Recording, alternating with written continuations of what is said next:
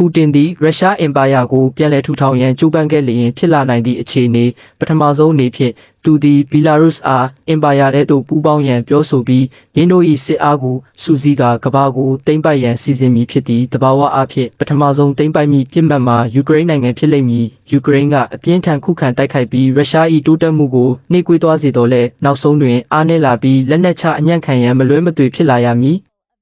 တိုးမြင့်လာနေသောရုရှားအင်ပါယာကိုကြောက်ရွံ့နေသည့်ဥရောပသည်ဓာတ်ရိုက်ပြန်လည်တုံ့ပြန်ခြင်းကိုရှောင်ကျဉ်လိမ့်မည်ပူတင်၏နောက်ထပ်ရည်မှန်းချက်မှာဗဟိုအာရှနိုင်ငံများဖြစ်လိမ့်မည်ရုရှားသည်ဤစစ်စင်ရေးများတွင်အနိုင်ရရှိတော်လဲကြမ်းတမ်းခက်ထန်သည့်မြေပြင်အခြေအနေများကြောင့်တပ်ဖွဲ့ဝင်များအကြီးအကျယ်ဆုံးရှုံးမှုရှိလိမ့်မည်မိမိတို့သည်နောက်ထပ်ပြစ်မှတ်ဖြစ်လာနိုင်သည်ဟုခန်းစားမိသည့်ပိုလန်ဘော်ဒနိုင်ငံများနှင့်ဖင်လန်နိုင်ငံတို့သည်စစ်အားစုများကိုပေါင်းစည်းကာရုရှားအားတိုက်ခိုက်ကြလိမ့်မည်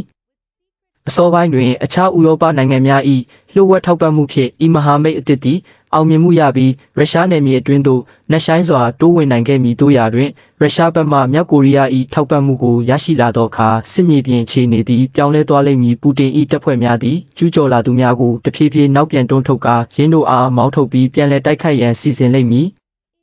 အဆုံးစွန်တွင်ပူတင်သည်ရုရှား၏နယ်နိမိတ်များကိုချဲ့ထွင်ရန်အောင်မြင်ပြီးရုရှားအင်ပါယာကိုတဖန်ပြန်လည်ထူထောင်နိုင်မည်ဖြစ်သည်